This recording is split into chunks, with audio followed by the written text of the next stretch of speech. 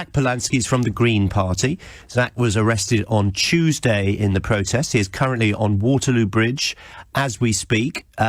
Zack, tell us what the scene is like there. Well, thanks for having us on the show. We're currently surrounded by police. I'd say there's about 200 to 300 police officers on the bridge. However, everyone's staying non-violent. It's a very peaceful atmosphere. There's music. There's actually food being given out. And I think everyone's united here in solidarity that this is about stopping the climate emergency. How long are you going to continue with the protests? So, look, I take civil disobedience really seriously. I'm a politician. I'm running for the London Assembly for the Green Party. But ultimately, when governments won't listen to us, we need to go as long as we need to until the government actually listen. And I think there's a major piece in this that's often missed. People say, well, why don't you just go through democratic process? Well, actually, most seats in this country have not changed hands since the time of Queen Victoria. We need proportional representation. We need to make votes matter. At the moment, if you vote for a politician, they can be completely unaccountable. I think it's interesting that Norway and Germany have huge environmental activism. They're great on working against climate change. But actually, they've only got about 30 Extinction Rebellion groups. Here in London, we've already got 130, across the UK. And I think one of the reasons why people are really rising up and saying no to this is because they feel like their voice hasn't been heard for so long. And in those places where there is proportional representation, they have more renewable energy and they have less greenhouse emissions. How do you think the police are handling it? So I'm reluctant to praise the police because I'm aware that I have the power and the privilege of not necessarily suffering under police brutality. From what I've seen, they've been very fair, but I can't speak for other people's experiences. I think we need to applaud the police when they do things right, but I think we always need to be cautious about the power that they have. And actually, people are non-violent direct protesting. And I saw on Twitter this morning on various sites for police dragging people across the street.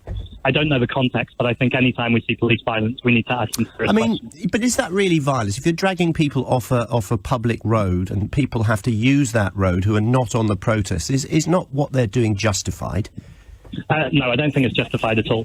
I think, first of all, no one needs to use a road, so I think there's always ways around it. I think we should be encouraging better public transport infrastructure, cycling and walking. But actually, even more important than that, I think we need to look at the bigger principle. Why are we standing on the bridge? Why are we standing in Parliament Square? This is for the future of the country. It's for our children. It's for our grandchildren. So this isn't kind of a selfish thing that we fancied a day out. No. I didn't want to get arrested. I didn't want to spend 12 hours in a police cell, sorry. I'm jumping ahead a step. Uh-huh. But actually, this is about saying this is for our future and everyone's future. And when that's the kind of stakes, I think most things can be justified if they're non-violent. But by taking your argument to a logical extension, and people just occupying roads because other people can use other roads and they can get there in some other way, I mean, you're basically advocating anarchy, aren't you? I'm not advocating anarchy, but look, the Green Party have a long tradition of politicians putting their bodies on the line, of actually saying that when we believe these principles, if governments aren't listening and we live in an unfair voting system, as I've said, then it's not anarchy, it's calling on the government to follow due process. Okay. I think the important point is these protests would all stop if Michael Gove, the Environment Minister, came down to Parliament Square in a civilised, respectful atmosphere, answered some questions. He's already said he's got the message now, but what he hasn't got is committed action. We're really calling for three things, which is an end of carbon emissions by 2025, to say that the government and media need to take the issue of climate emergency seriously, and crucially, we need a people's assembly, which is a bit like a jury, where random people from the public come together, they're given the science, they're given the evidence, they have informed, intelligent conversations over a period of time, and then they make decisions about what our government needs to know about the climate emergency. Well, stay there, Zack. Zack Polanski's from the Green Party. He's on the protests. He's been there all week. He was arrested on Tuesday, as you heard. Let's introduce Simon Waugh from London, West London. He's a broadcaster and writer, and you've been involved with some arguments with the protesters this week, I gather, Simon. Why? Well, they were standing outside Oxford Circus tube station, and I asked them, look, excuse me, don't stand there with you're blocking the exit. We're all trying to get out of here. And the fellow said to me, we're standing here for a very good reason, sir. I said, no, what's that reason? So he went on to explain the arguments you've just heard. And I said, well, why aren't you standing outside the Chinese embassy then? Because I think the UK is responsible for about 1% of carbon emissions. The UK, from successive governments, have set carbon budgets, and they've passed them all. The UK's greenhouse emissions have dropped by 42% since 1990, 80% pledged by 2050.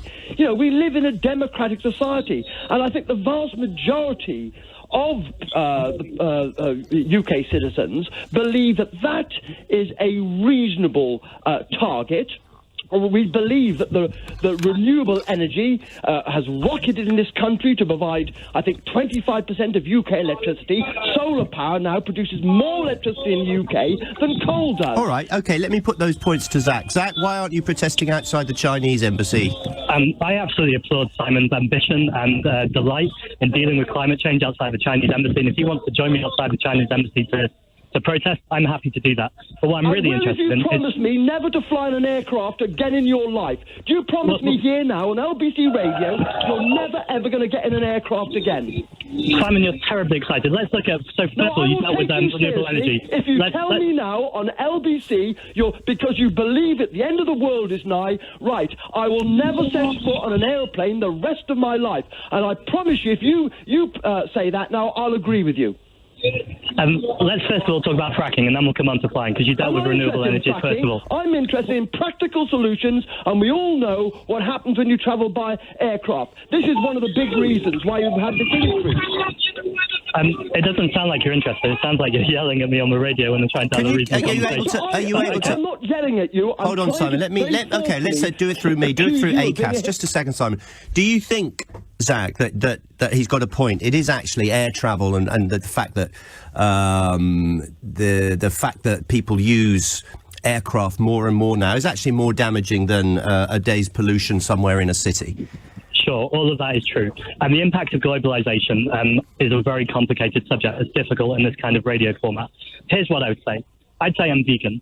Do I insist that every single person on this earth is vegan? No, because I accept that certain people can do things and other people can't. So this is all about doing as much as we can and reducing our impact on the earth.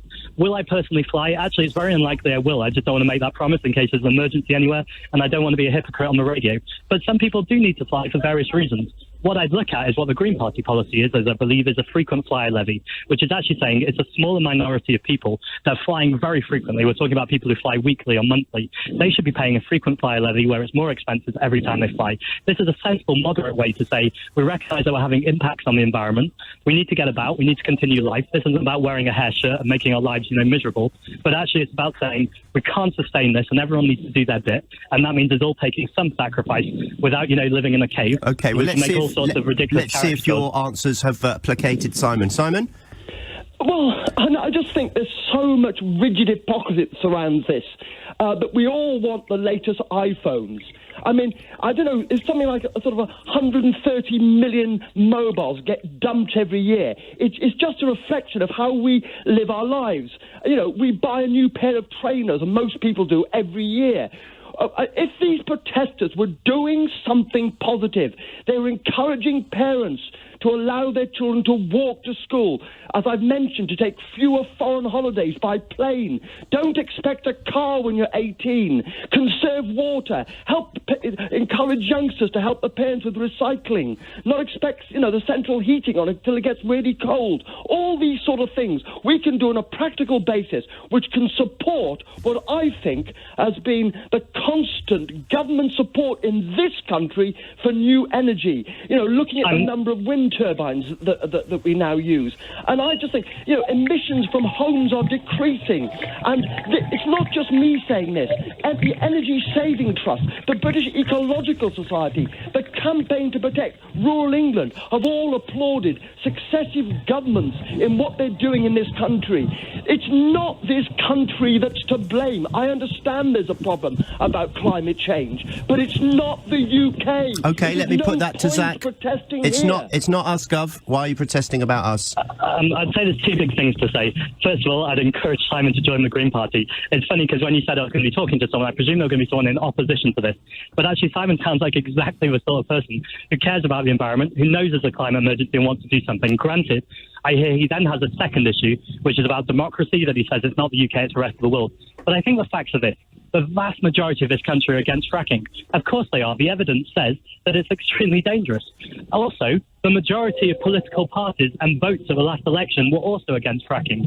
But again, because we have this unfair voting system, we have a government with 43% of the vote, the Conservative Party and the DUP, and now they're allowing fracking to happen. So I think this is really a question about democracy. How do we hold the government to account? And one of the only ways that I can think of doing that, other than running for election right now, is to stand on a bridge and say to the police, I respect you're doing your job, respect that I'm doing mine, because I'm doing this for my children, my grandchildren, and yours too. Okay, Simon. I just want to say to you, it was the UK's idea to set up a renewable energy fund. And as a result of that, $10 billion has been set aside for an African renewable energy initiative. I applaud the government. Okay, it's not perfect, but all I'm saying is you're wide of the mark in standing or blocking roads in this country. Democracy is do what you want, when you want, until it impinges on other people's freedoms. You've made can I your put this point, to you, all Simon? protesters. Go on then. You've now Hold on, beginning Simon. to We've got one alienate us. question from Zack, then I'll come back to you, I promise.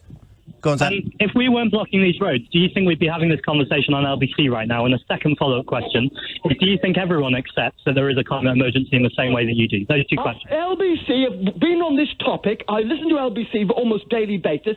Where they discuss this topic ad nauseam. I've listened to this radio station for years. They're always going on about the problems of climate change. So You're listening to a different radio station than I am, with respect to LBC. All right, one big question for you, Simon. Are you going to accept Zack's invitation to join the protesters and get on that bridge? No, I'm not. Okay. Quite honestly, I represent 95% of the people in this country. They've made their point. We're not stupid. We understand what they've got to say. But now, Simon, that's inaccurate. There's more people on the bridge Okay, listen, I'm today going to than stop. there have been at all. We're winning people over. Hold on, I've got. Thank you very much for your input, Simon. I've got one question for you, Zack. I'm asking you this question because it comes from a listener, and I've had so many similar questions. I'm going to condense it into one. It's basically the fact that you are taking over London. You're stopping bus routes. This is from Neil, who says over 50 bus routes, including a few I use regularly, are being curtailed because of him, i.e. you, and them. Unbelievable. Why do you give these fools airtime? I'm waiting for the police to drag them off, however aggressively, considering their attitude. I'm so sick of them. They dare to block my way on Tuesday when I turn to work. I won't mince my words. Are you being selfish? No, it's actually quite the opposite of selfish. I don't want to sound like we're martyrs, but actually, we're not doing this for ourselves. We're doing it for ourselves and for other people too. This is for everyone.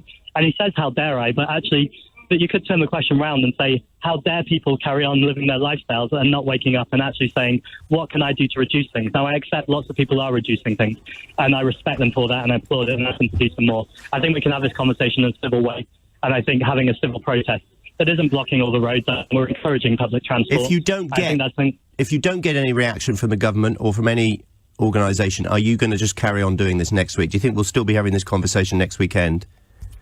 I can only speak personally, but if we don't get reaction from the government, I'm happy to be arrested as many times as necessary until the government takes them. Thank you, Zack. Zack Polanski is from the Green Party, as you heard. He's standing for election. He was arrested on Tuesday. He's prepared to be arrested again and again and again and again.